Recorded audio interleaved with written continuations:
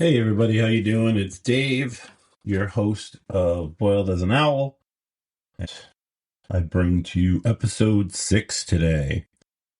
I had the pleasure of having the day off yesterday.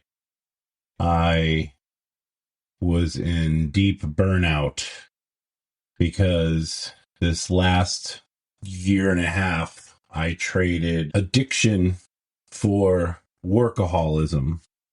And essentially what that looks like is I work 7 days a week and I do about 30 to 45 massages a week. I am a licensed orthopedic massage therapist in Connecticut, and I have a really thriving practice because I pour every ounce myself into that practice. And because I'm such a niche market, I have a lot of repeat business, and I work with athletes, I work with lay people, I work with power lifters, I work with pre and post op. And because I do that type of work, I'm sought after. I'm really blessed to excel at what I do.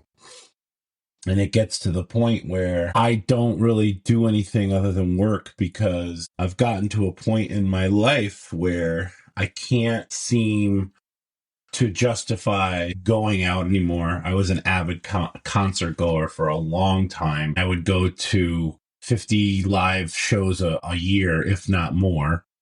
I love going to see bands play, a big fan of funk and all sorts of cool music. I love Fish and the jam band scene. And I honestly, this last year, made a decision to put all that on hiatus because I have some other goals in my life. And those goals are get out of debt, start putting together some shekels to get a house at some point. I've gotten to a point now where I can actually visualize myself having a better life. I was able to talk to some important people in my life from the program, and they're not just program people anymore. They're really dear friends. They help me navigate sobriety. I was struggling with suicidal ideation. I didn't see the point in any of this. I was in such a dark place that if it weren't for these two people, I don't know what I would have done, because living the way I was living was not living. It was just this shell of a life. And the reason I bring all that up is because when you get to a point in your sobriety and life starts getting really good, we stop doing the work because the business is picking up. The joy is picking up, and all these wonderful things in our lives start happening that we never really experienced before. And so what I found yesterday as we were talking was that it brought me to kind of this remembrance of my first year in sobriety and how not only was I utilizing the 12 steps of AA, but I was also utilizing this really awesome psychological program called Break Method, created by Busy Gold. She also is the founder of Booty Yoga. A lot of people know about her from those businesses that she built. She's a very intelligent woman. And the cool part about Break is it's a program that delves deeper into the psychology. And that's what came up in our discussions yesterday, was this idea that it's not enough to stay away from a drink or a drug and have a happy life, because that's not how it works. You can stay away from a drink or a drug and you're sober-ish, and hopefully you're navigating these intense periods of frustration, anxiety, anger, what have you, in a way that you couldn't before. But I know for me, being who I am and being as inquisitive as I am, I needed a little bit more and a little bit faster of a recovery, even though they do say, I wish you a slow recovery, which I understand in my 5th year of sobriety, but I also understand that in the very beginning stages of your sobriety when you just can't figure out how to figure it out. Sometimes you need a push in a different direction. And so what I learned in that first 6 to 8 months of sobriety was that staying away from a drink or a drug wasn't enough for me. And that's why I chose to go into the AA program, because it's a we program, right? We recover together. It's very hard to recover alone. What I realized was that I didn't have the ability to reel in my anger, my anxiety, and my frustration. The farther away I got from drugs and alcohol, the more I was able to really start seeing these underlying patterns. And that really became a sticking point for me, because I wanted more than anything to repair the relationships in my life that had gone to hell and were disintegrating. The steps, they're written in the way they're written on purpose, because I do believe at some point Bill Wilson's thought process was, once we achieve sobriety and this ability to stay away from the drink and the drugs, we need to get to a point where we've established emotional sobriety. And that just means the ability to navigate very complex feelings without going overboard, and being able to stay in your body and being embodied while someone is actually giving you information about how you treated them or how they felt about something you did, without having to become so defensive that you basically get triggered and then destroy the relationships again. Because the way we work the steps, the whole point of the steps, we're rebuilding ourselves from the ground up, because we have to get rid of our prejudices and the way we think, right? The way we're programmed. We have to break all that down. And then we initially have to give all that up to God and help, and ask that God help us remove these character defects and these flaws. So that said, we end up having the steps in order so that brick by brick, we can replace, on top of a solid foundation, this idea of who we are in this healed version of ourselves. And break does the same thing. The difference with break that I found is you learn how to navigate communication in a different way. When we first get into recovery or sobriety, we want everything to heal fast because we see it all slipping away. So we want to do the amends first before we actually have had enough time to understand ourselves in such a fashion that we actually take ownership of our behavior without pointing a finger at the person that we're asking to make the amends with. Break is a 16-week deep dive into the psyche, and what ends up happening in that program is that you learn how you're communicating, and then you're ultimately learning how your communication causes problems with your partner or other people. And the way you learn about your communication style is you go through 16 weeks of a very deeply guided introspective dive into your general workings. I was able to learn through break what I was going to be able to expect from relationships, as well as how I was going to be able to navigate those relationships. And what I uncovered in break was the emotional addiction cycle that's created by our brain to generate a perceived idea of safety. And this addiction cycle gets patterned as early as infancy and basically continues to develop well into our teenage years.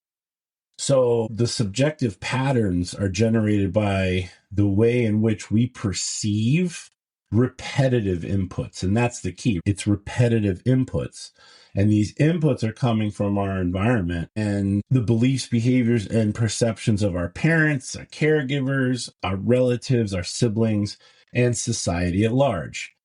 And once these patterns are in place, it's near impossible to behave differently.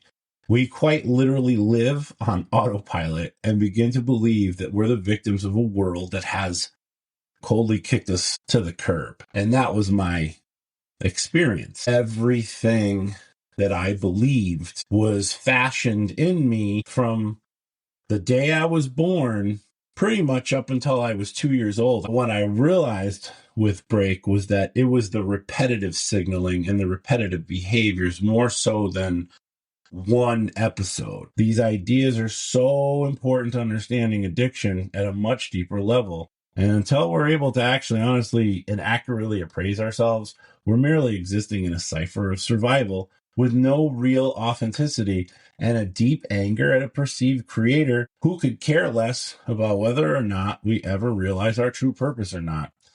And I learned about the emotional addiction cycle a couple months before I actually did my step work. And break had opened me up to a whole nother vista of self-inquiry that essentially allowed me to go deeper into my psyche. And the steps were paramount to my growth.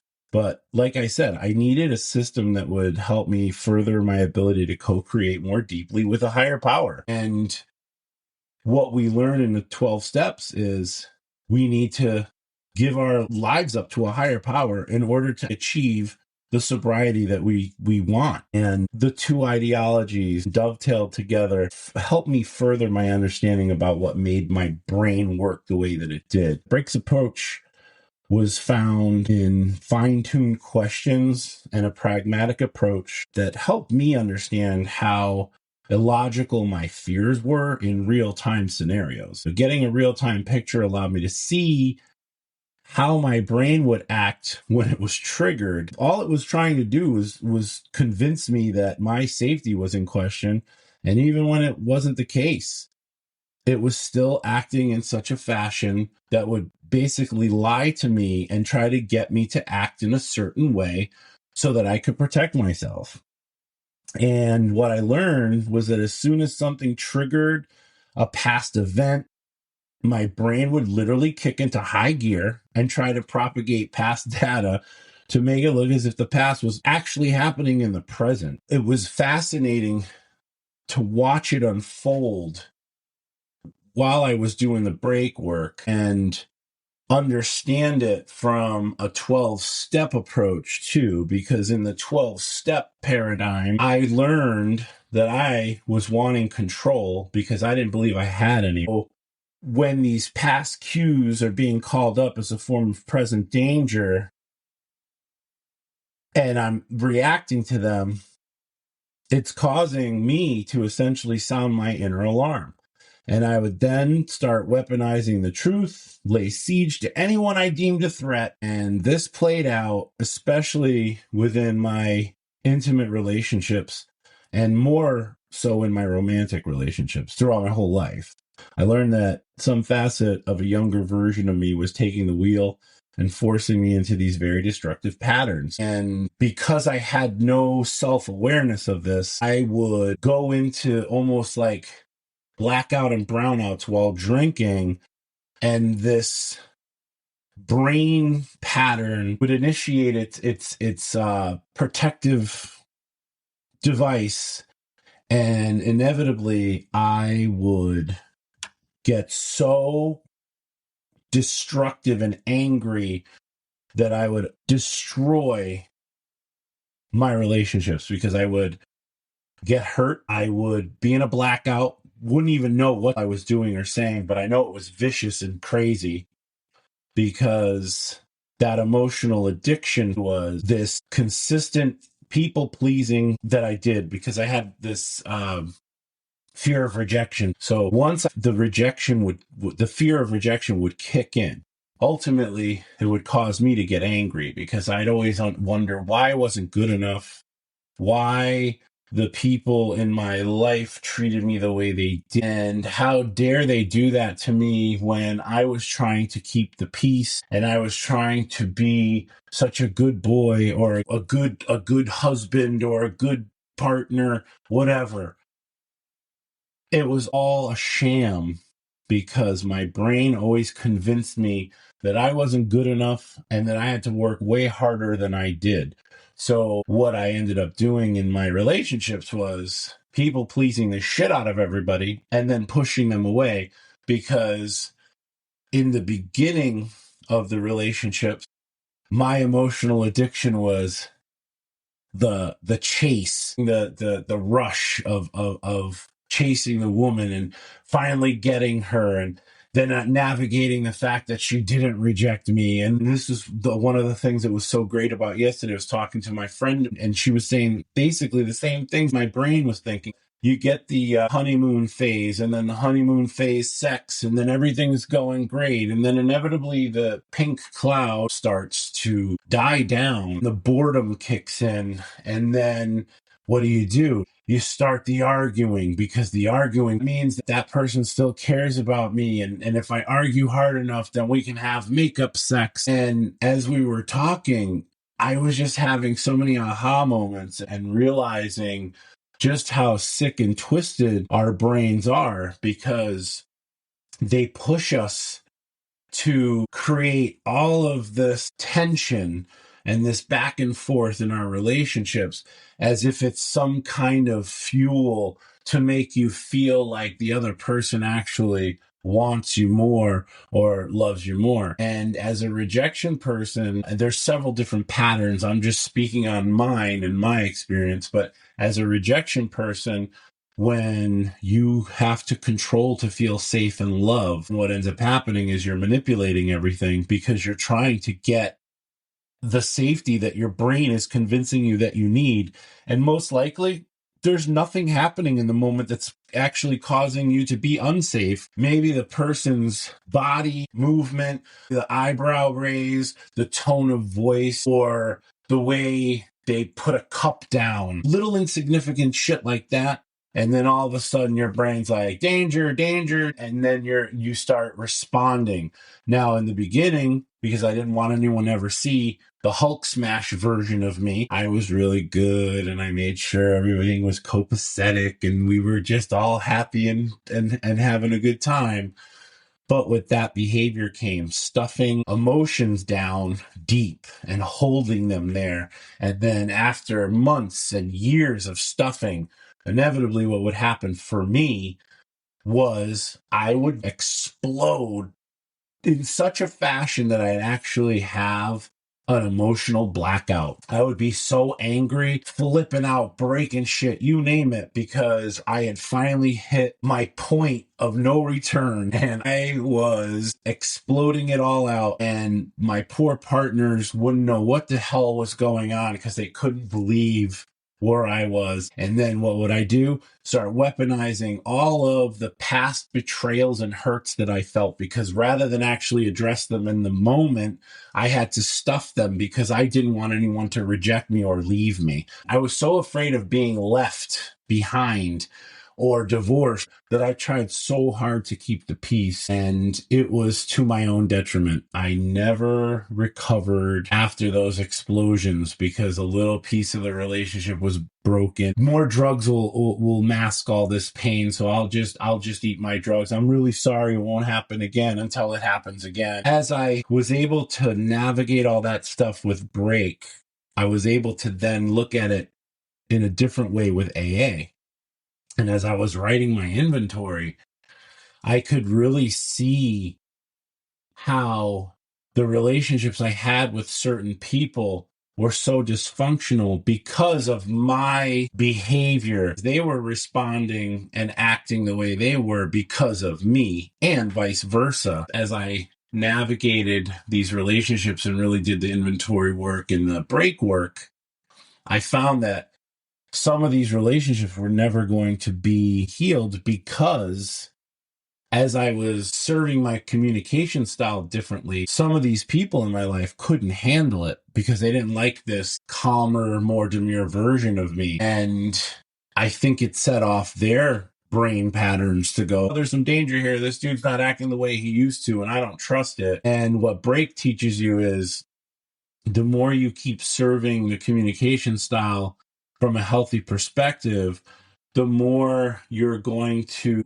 have people either butt up against it and kind of challenge it, or you're going to have people go, I like this new communication style. And those people that like the new communication style, if you're able to maintain it and keep your level of toxicity at bay because you're able to understand your pattern and understand that when something's being triggered, you're able to navigate it more efficiently, you're going to have better, more solid relationships.